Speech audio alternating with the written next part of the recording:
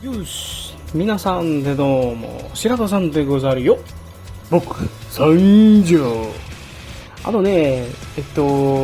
久しぶりこのイントロをやりますね。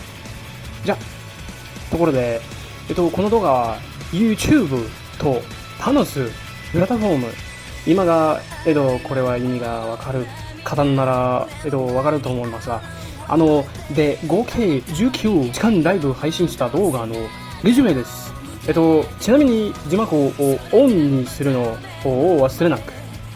でも、とにかく、最近は、フルストレーションが溜まっていって、絵が消えなかったり、過去嫌な出来事があったりもして、それでここに戻ってくるのに、少し時間がかかったんです。まだいい感性は保っているつもりですが、とにかく皆さんご存知の通り、メディバングプラスクリエイトルスで漫画を公開したので、無料で読んでいただきます。ちなみにリンクはプロファイル欄にあります。以上です。そしてもう一つ、このオープニングテーマは仮面ライダーウィザードのオリジナルサウンドトラックです。皆さんの好きな仮面ライダーは何ですか？私はゴーストとウィザードが好きです。鎧ブーとホーゼンも好きです。あと、オーズも好きですね。